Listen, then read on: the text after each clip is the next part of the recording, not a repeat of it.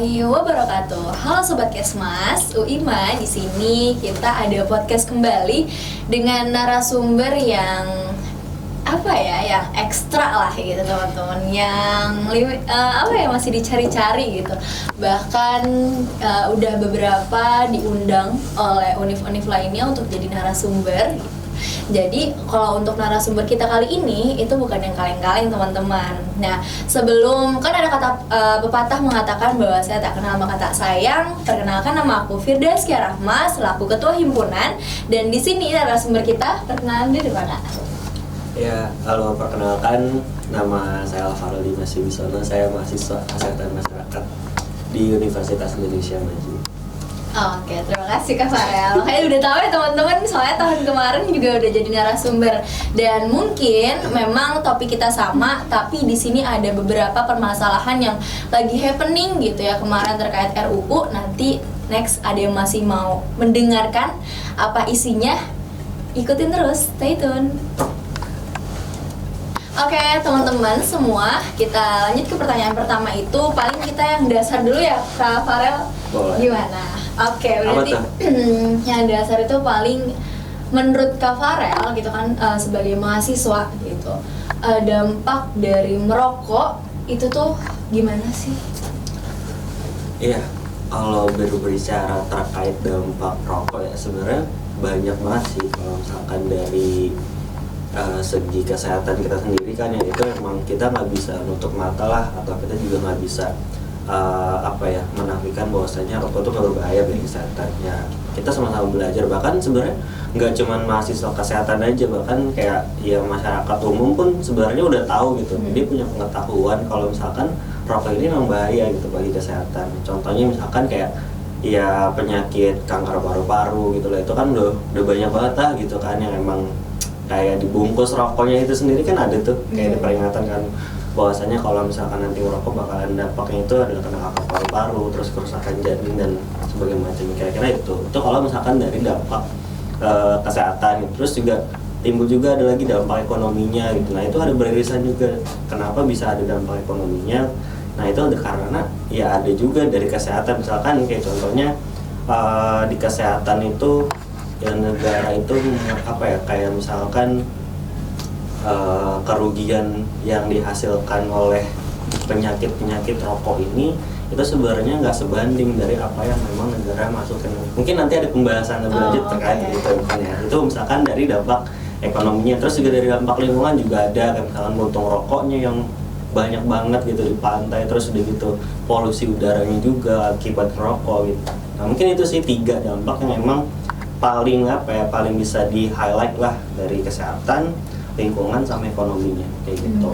Berarti kalau untuk masalah dampak sendiri itu bisa ke orang-orang gitu ya, maupun orang yang emang nggak ngerokok tapi ngirup.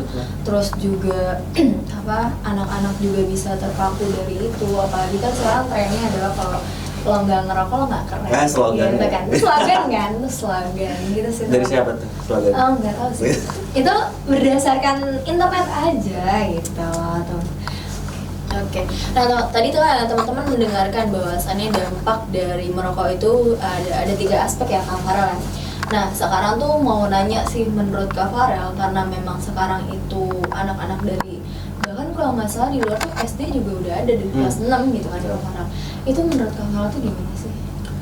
Iya, kalau ini sebenarnya fenomena yang emang sangat miris ya sebenarnya kalau kita lihat, apalagi ya kita sama-sama mahasiswa kesehatan masyarakat, biasa banget tuh kayak kita sosialisasi gitu kan ke teman-teman. Nah, kalau emang lihat ya udah bukan anak SMA lagi gitu, SMA, SMP, bahkan SD pun juga udah adalah beberapa kan yang emang kelihatan masih pakai seragam sekolah, dia lagi ngisep rokok gitu.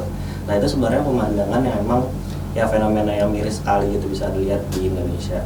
Terus juga kenapa seperti itu sebenarnya juga sampai ini Indonesia sendiri tuh sampai dikasih slogan kalau nggak salah baby smoker itu, kalau nggak salah pasti pernah dengar kayak gitu. Nah, itu salah satunya karena dari SD aja tuh udah kayak begitu kan, udah terpapar rokok.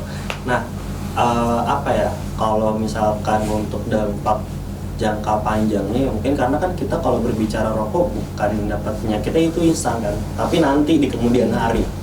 Nah kalau misalkan dari masa sekolah SD ini aja udah rokok, gimana lagi kalau misalkan nanti dia masuk ke remaja, terus masuk lagi ke dewasa sampai lanjut usia. Karena kan di rokok itu ya kita sama-sama tahu kan ada zat nikotin, memang kecanduan, dan itu bakalan susah banget untuk hindarin itu. Nah yang sangat disayangkan adalah ketika memang dari SD ini udah punya kebiasaan merokok yang pasti nantinya akan lanjut ke remaja, dewasa, bahkan lanjut usia.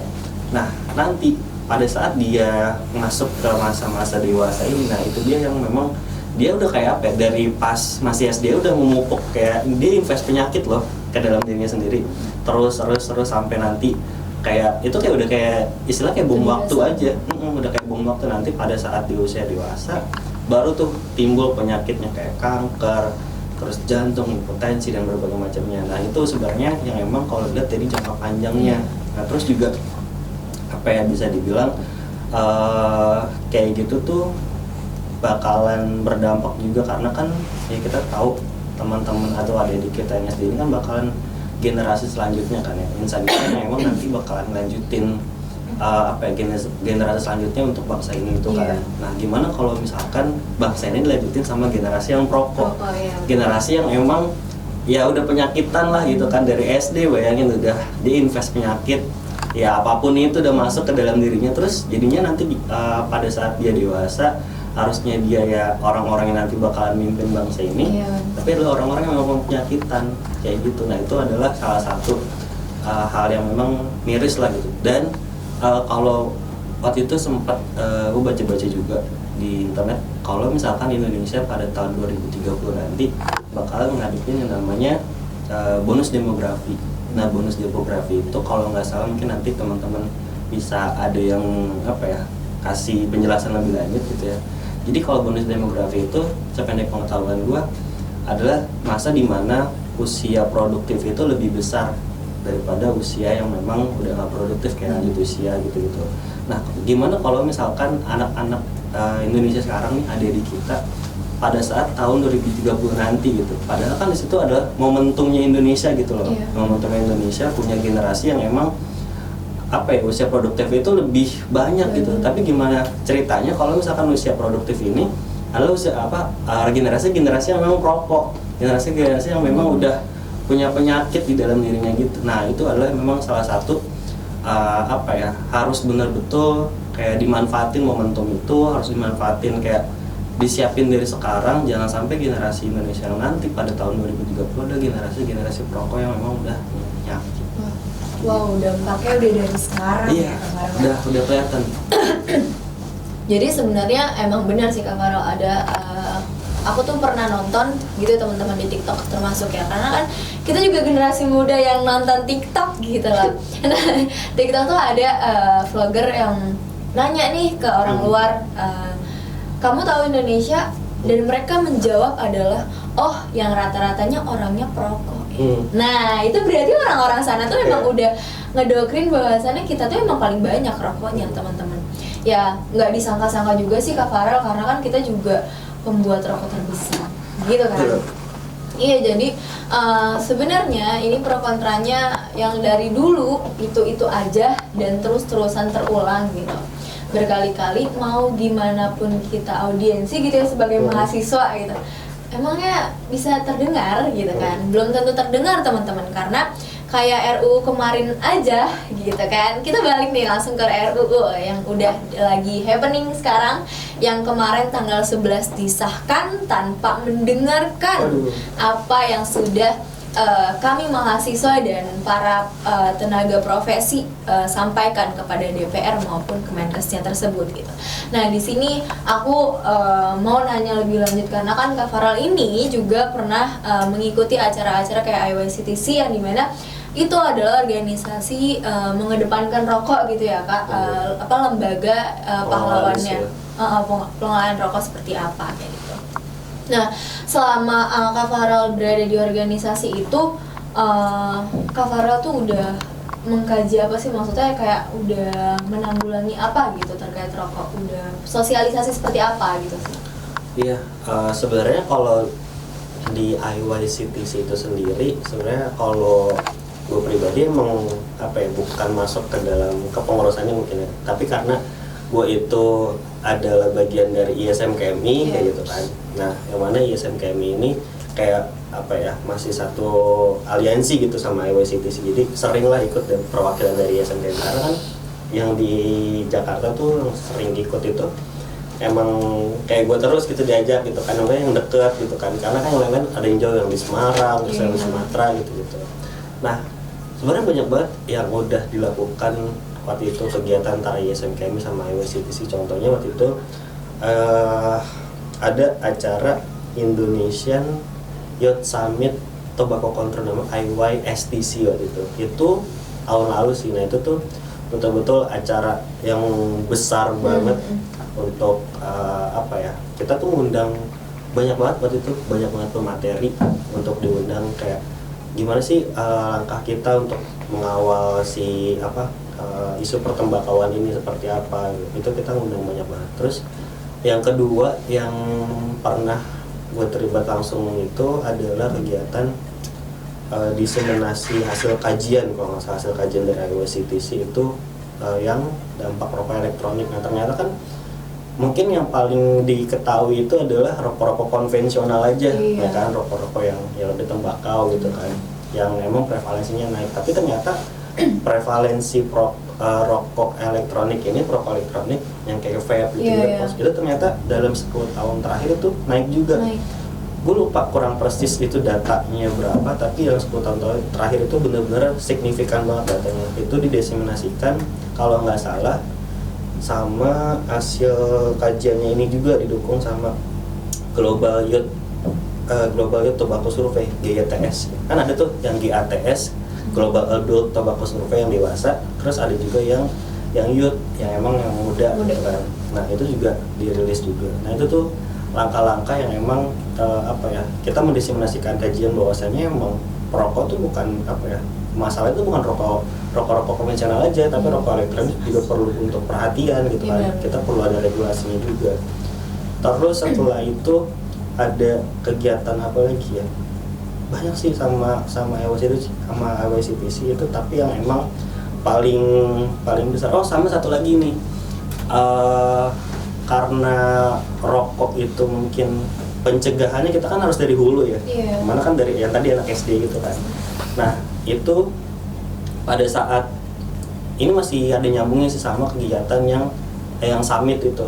Nah jadi pada saat yang summit itu tuh dari IYCTC itu dia ngadain sayembara lomba permainan untuk kayak anak SD gitu, yang mana nanti lombanya ini emang kayak apa ya, bisa dibilang tuh untuk penurunan maksudnya tuh untuk edukasi lah, tapi lewat permainan gitu. Jadi kita tuh nggak boring kayak ngomong sosialisasi gitu aja gitu kan, mereka kan juga kayak apa sih, bosen gitu kan, ngapain. Nah tapi tuh dari IYCTC waktu itu ngadain sayembara lomba biar si anak-anak ini nanti tuh apa ya, teredukasi lewat permainan kayak gitu. Permainannya emang menjurus terkait pencegahan dari rokok itu sendiri gitu kan, biar mereka aware gitu dalam diri mereka, oh ternyata tuh rokok seperti ini ya gitu kan, lewat permainan. Karena pasti ya anak-anak pasti masih sukanya main-mainan gitu kan, untuk yang kayak ngedengerin sosialisasi itu masih kurang gitu.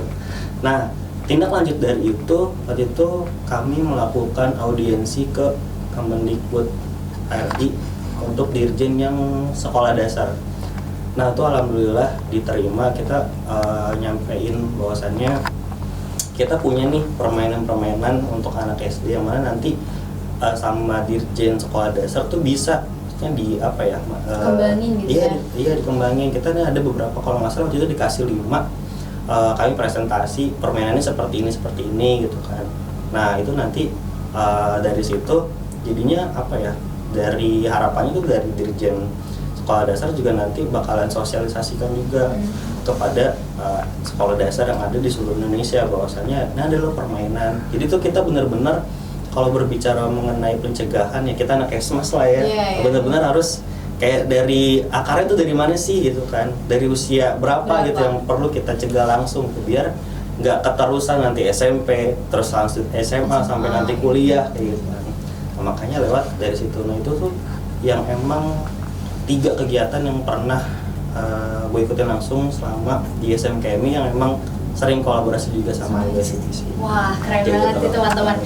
Berarti IYCTC sama SMKMI memang berkesinambungan gitu kan, apalagi ketua yang sekarang dulunya di SMKMI adalah tobacco control gitu kan. Emang mengedepankan lah tembakau gitu ya di Indonesia ini seperti apa teman-teman.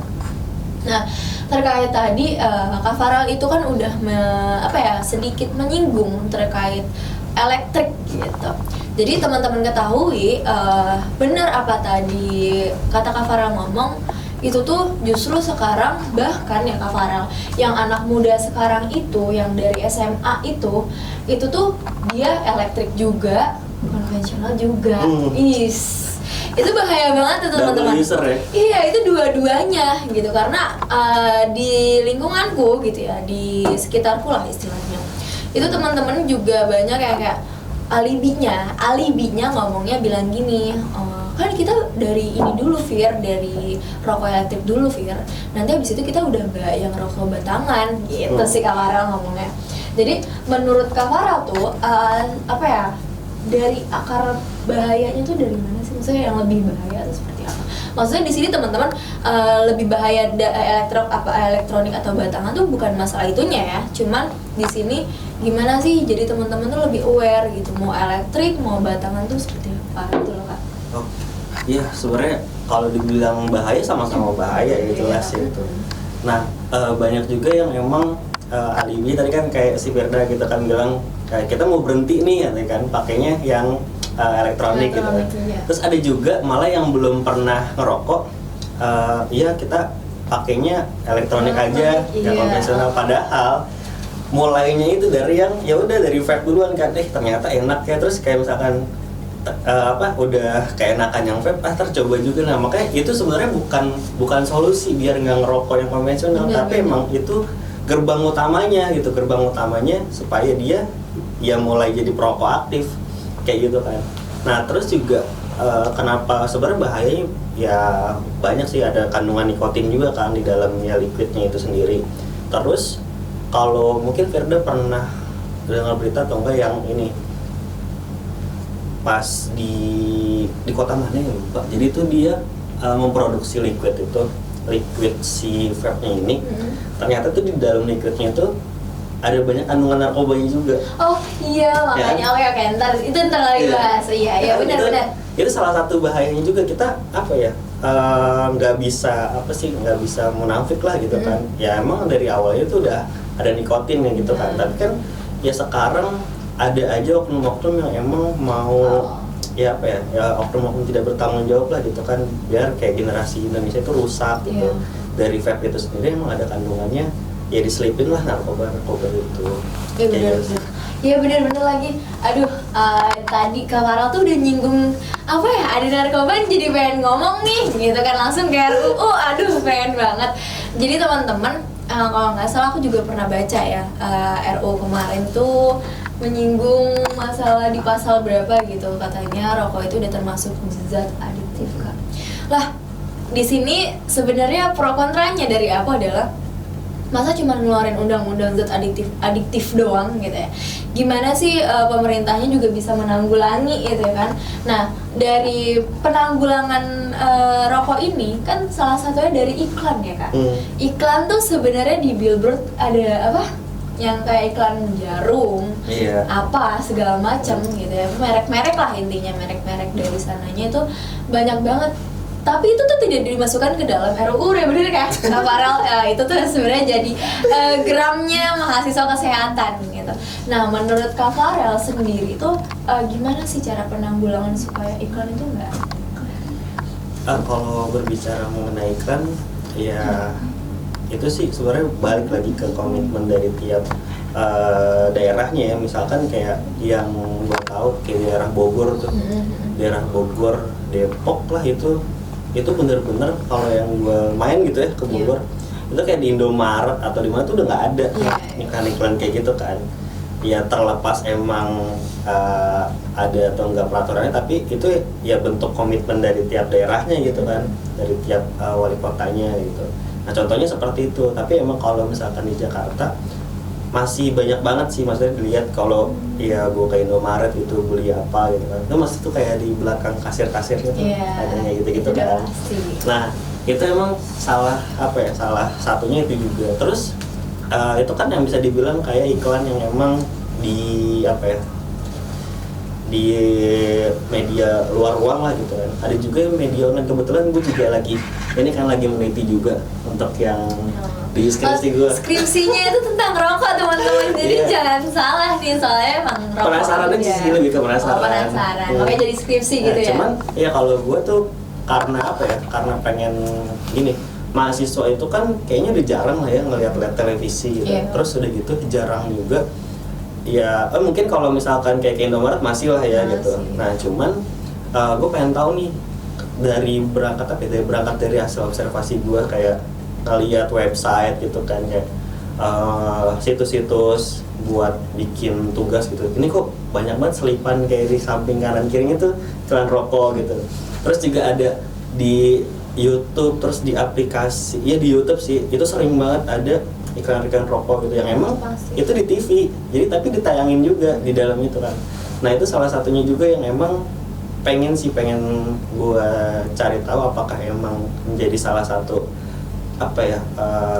faktornya ya. Tapi emang terlepas dari udah atau belumnya penelitian gue itu, ya itu emang udah banyak penelitian sebelumnya gitu. Kalau misalkan emang itu menjadi salah satu faktor gitu, kayak waktu itu penelitian dari LSPR kalau nggak salah, dia kerjasama juga sama universitas di luar negeri, John Hopkins apa gitu. Nah itu tuh dia ngerilis juga kalau misalkan iklan di media online gitu, itu paling tinggi itu angkanya, persenannya itu ada di YouTube. Di YouTube, terus kedua website, ketiga Instagram atau apa ya, pokoknya dua itu. Tapi emang benar di YouTube tuh kayak ada aja iklannya gitu kan. Terus juga di website juga sering banget kalau misalkan buka website apapun itu, ya gue nggak mau sebut merek websitenya, tapi pasti nemu aja lah. Tadi gue di mana gitu kan? Pasti ada aja kayak gitu sih, kalau yang gue lihat. Iya sih sebenarnya. Jadi teman-teman ngetahuin gitu ya, FYI aja. Kalau di luar itu mau beli rokok tuh harganya mahal ya Kak Farel ya. Itu tuh mahal banget, nggak yang kayak Indonesia gitu, yang ketengan tuh jadi, ketengan tuh 2 tuh bisa gitu-gitu kan ya. Tapi tuh sebenarnya juga bingung gitu. Masyarakat ini tuh giliran sembako, minyak naik aja, kita tuh keluar-keluarnya emang sebenarnya kita patut di keluar-keluar gitu ya, cuman tuh ini tuh sebelum gitu ya, sebelum sembako ini naik gitu, sebenarnya rokok itu udah 5 kali lipat naiknya Kak gitu, yang aku baca gitu, udah dari 5 kali lipatnya. Kenapa sih masyarakat tuh masih justru malah kayak ya udah gue nggak makan, gue lebih milih rokok. Nah itu Kak, pendapat dari Kakak tuh gimana sih? Misalnya soalnya teman aku, balik lagi teman aku di kelilingan aku tuh, mereka ya lebih mending nggak makan, yang penting rokok tuh ada gitu. Itu gimana tuh Kak? Iya, itu kalau berbicara terkait itu sebenarnya lebih ke aware-nya mereka sih. Karena ya tadi mereka tuh sebenarnya punya pengetahuan yang bagus, mereka tahu kalau rokok itu berbahaya, tapi kesadarannya itu masih kurang. Ya contohnya kalau misalkan kayak di warung-warung gitu lah ya, biasanya warung-warung Madura tuh tapi emang rata-rata kan rata-rata kan yang menjual itu warung-warung ya kayak gitu kan, kelontongan lah ya. Ada misalkan kayak ya anak SMP atau apa gitu kan, beli rokok nggak pernah kayak ditanya umurnya atau KTP-nya kayak gitu kan. Nah itu salah satu kesadaran yang mungkin dari si anak SMP ini, taruhlah dia nggak punya pengetahuan yang bagus gitu kan buat rokok, kayak ya udah coba-coba doang gitu. Tapi biasanya kan yang kayak jual toko kelontongan ini adalah orang-orang yang emang orang dewasa gitu, para orang tua gitu kan. Harusnya kalau misalkan dia punya kesadaran, ya janganlah gitu anak-anak merokok gitu, minimal dilarang kayak gitu. Nah ini tuh jarang banget kayak gitu. Cuman ada beberapa aja sih yang gitu, kayak pernah gue liat di TikTok tuh. Waktu itu ada eksperimen dari organisasi mana yang emang fokus juga terbuka. Gue lupa namanya apa. Kurang lihat nih kita ini. Cuman dia itu benar-benar kayak sosial eksperimen atau apa ya. Jadi dia datang nih sama anak SD atau SMP, datang ke warung-warung gitu, Bu beli rokok dong. Terus cuman berapa ya? 2 dari 10 warung yang dikunjungi tuh yang melarang tuh anak buat ngasih rokoknya. Jadi tuh 8-nya itu rata-rata merokok apa gitu langsung dikasih. Tapi 2-nya ini cuman 2 doang, 2 dari 10 kan emang disuruh siapa gitu kan, disuruh ayah. Terus mana ayahnya aja yang beli kalau gitu kan. Ya tapi emang disuruh ayah, enggak, ibu nggak mau kasih, ayahnya aja suruh sini ya. Terus yang satu lagi nanya, sekolahnya apa gitu, masih sekolah ya? Iya masih SD gitu ya. Buat siapa? Buat aku sendiri. Enggak, ibu nggak mau ngasih ya. Itu benar-benar respect banget sama. Cuman ya itu, cuma ada beberapa orang yang emang udah punya kesadaran gitu kan. Yang lainnya itu ya masih kurang.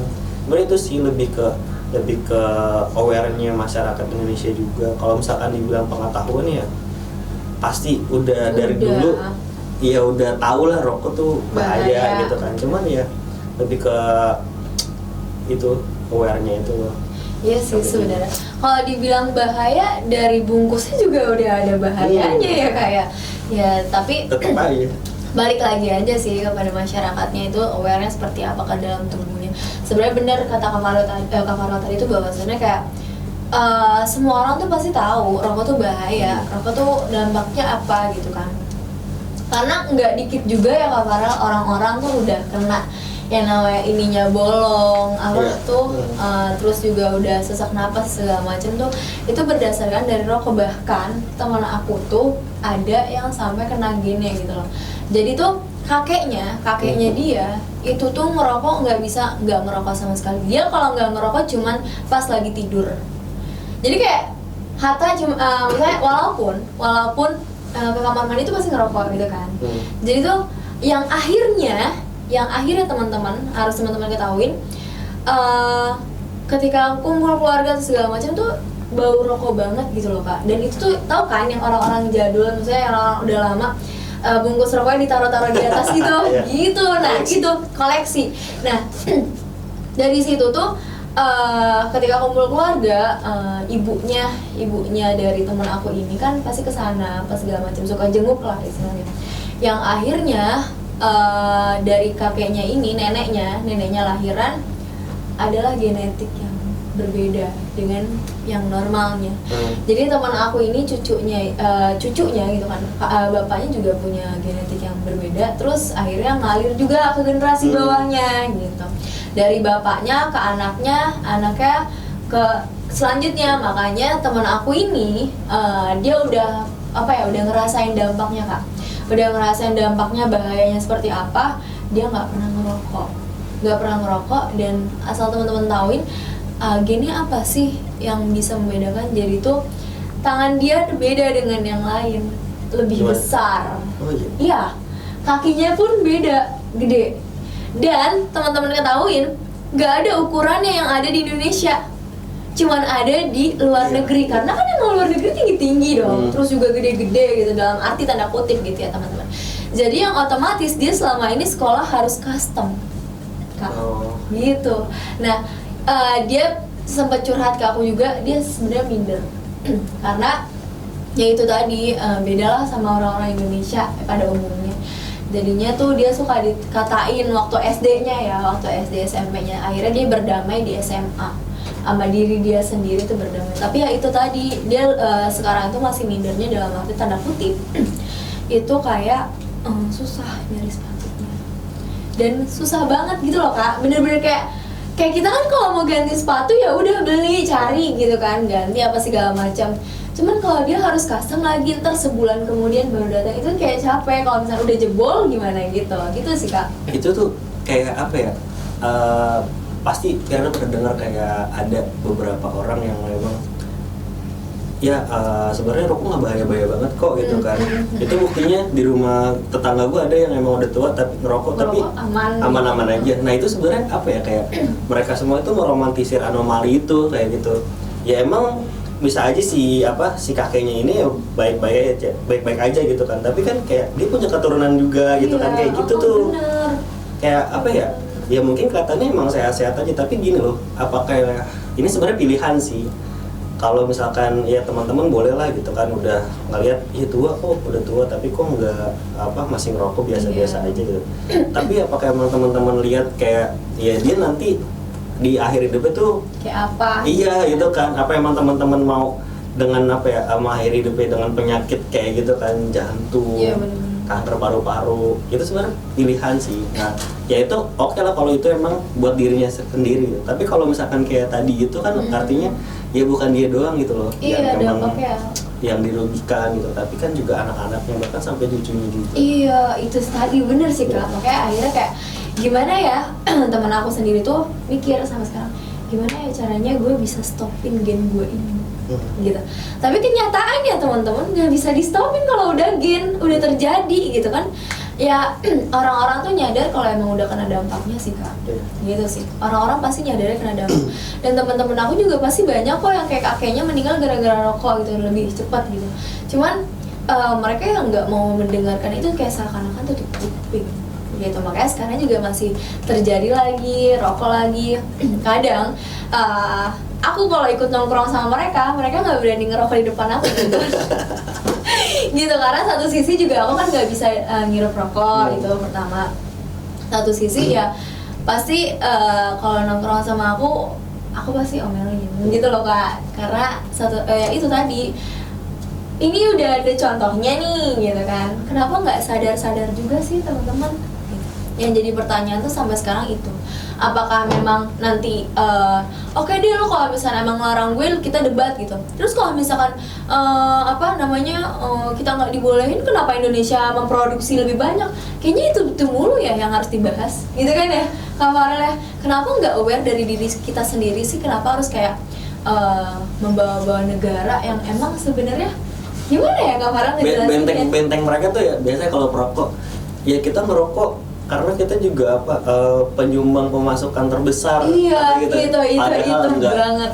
Itu ya waktu itu gue sempat baca, ada sih emang yang terbaru, cuman gue lupa datanya. Yang paling gue inget itu di tahun 2015 ada penelitian. Jadi hasil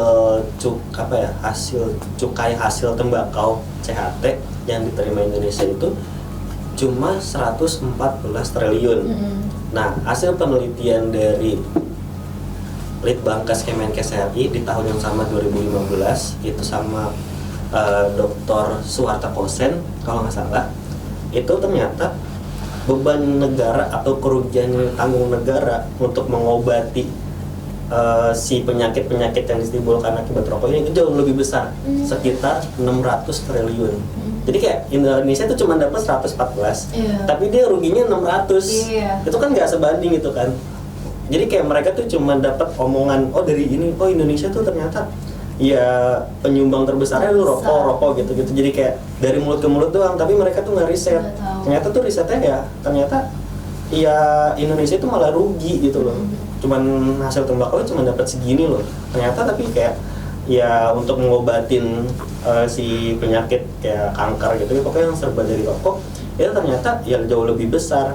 Itu pokoknya ada risetnya dari tahun ke tahun tuh naik mulu gitu kan. Terakhir tuh 2019, dan kalau nggak salah juga pembiayaan untuk si kesehatan itu jadi dari CHT ini, dari cukai hasil tembakau ini yang dialokasikan untuk membayar si kayak jaminan kesehatan nasional jika itu cuma beberapa persen doang.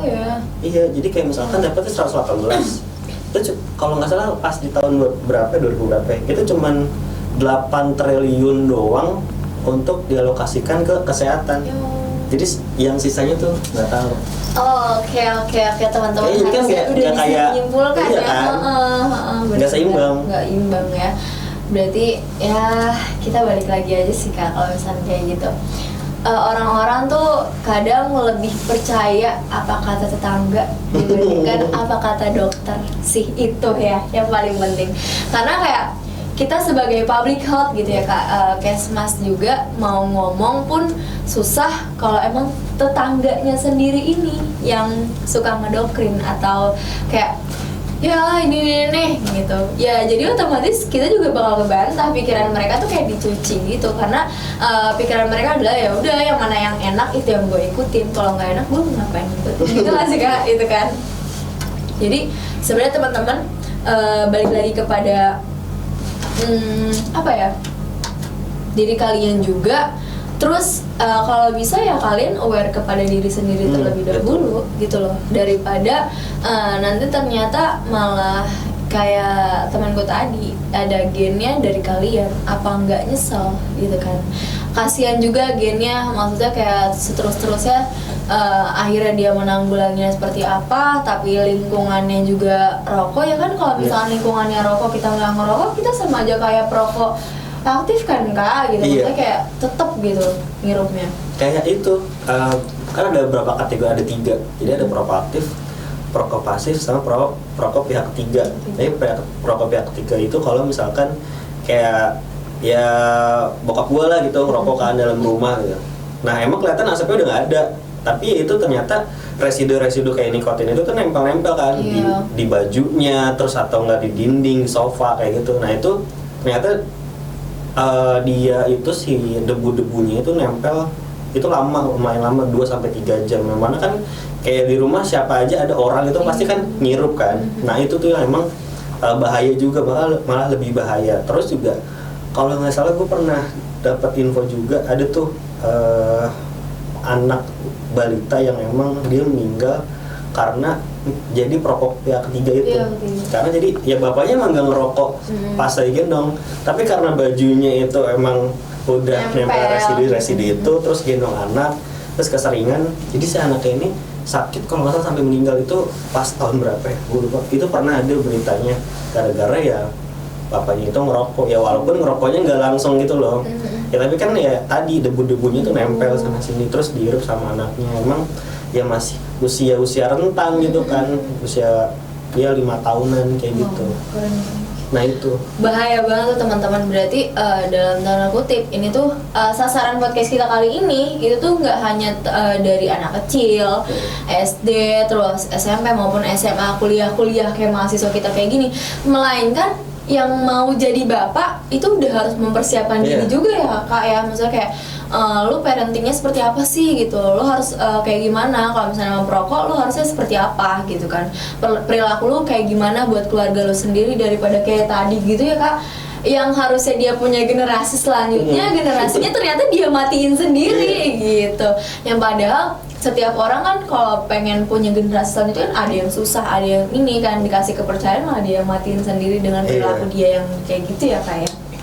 Nah, untuk pertanyaan terakhir kita nih Kak, gitu kan, karena jamnya juga pesan dari Kakak sih gimana sih, maupun dari maksudnya tentang rokok ini dari usia yang dini maupun untuk yang udah besar gitu terkait rokok. Iya sebenarnya kalau dari gue pribadi lebih kepada sih komitmen gitu kan. Kalau misalkan kita udah punya kesadaran, terus kita hasil kita kan pasti punya komitmen gitu, minimal ya buat diri kita sendiri lah. Jangan sampai ya kita bakalan ngerugiin orang lain, karena berbicara mengenai rokok itu kan dampaknya bukan buat kita aja, tapi buat semua orang kan. Nah terus juga selain itu betul-betul ada komitmen, baik itu kayak dari pihak swasta, dari diri kita sendiri tuh udah minimal banget kan. Terus kalau misalkan dari sektor swasta, terus juga perlu dukungan tadi ya dari pemerintah.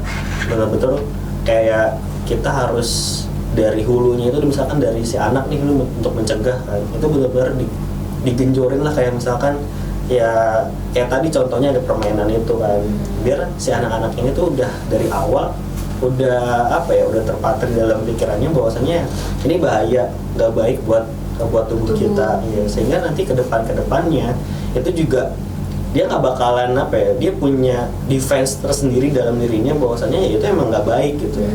Terus juga selain itu ya peran juga dari buat orang tua gitu ya, tadi parentingnya seperti apa gitu kan, jangan sampai emang salah. Apalagi kayak ngerokok di depan anak, itu kan dia anak-anak kayak usia balita gitu, batita itu kan apa ya, usia-usia memang dia ngerekam apa aja gitu kan, ngerekam. bener-bener. Oh, bokap gue ngerokok gitu.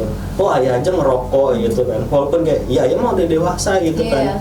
Ya berarti dia bakal nyimpen, oh berarti nanti kalau misalkan udah dewasa ya kayak gitu. Nah itu, jadi betul-betul ya balik lagi ada komitmen minimal dari diri sendiri sebelum memang ke orang lain. Benar. Gitu. Oke. Wah, terima kasih banyak nih Kang Farel.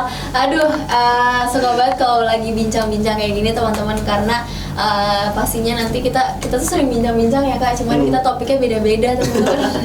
Jadi Apa tuh topiknya? aduh apa tuh, organisasi juga kadang gitu kan. Jadi kita beda-beda. Mungkin sebenarnya tuh mau masih banyak bincang-bincang karena kita juga masih happening, udah disahin tapi ternyata ada beberapa Gak ada habisnya tau gak? iya, itu nggak ada habisnya sebenarnya, benar sih. Apalagi tuh apa ya, yang udah happening itu yang di pasal-pasal yang lagi disahkan kemarin gitu kan ya. Misalkan tanggal 11 kemarin tuh tentang rokok dikit banget ya Kak. Bener-bener dikit banget teman-teman. Bahkan kayak nggak ada penanggulangannya sama sekali. Itu gimana coba? Itu RUU kesehatan atau apa ya sebenarnya? Kok nggak melibatin semuanya, yang padahal pemerintah juga tahu ya kalau misalnya merokok itu sekarang udah usia dini. Jadi pesan kita nih sebagai mahasiswa gitu, Syailah sebagai mahasiswa terkait pemerintahan, mohon untuk seadil-adilnya, Syailah. Jadi kalau misalnya ini tuh tembakau juga dilibatkan lah gitu pemerintah ya, maupun daerah maupun pemerintah pusatnya itu seperti apa. Gitu sih Kak Farel. Terima kasih banyak sebelumnya udah mau diundang ke podcast kita yang kedua ini yang terkait tembakau kontrol. Jadi teman-teman selanjutnya mau mengikuti podcast HMKM UIMA di selanjutnya atau ada pembahasan-pembahasan lainnya, karena kita nggak cuma pembahasan tobacco aja nih Kak gitu ya. Stay tune di YouTube atau IG HMKM UIMA. See you.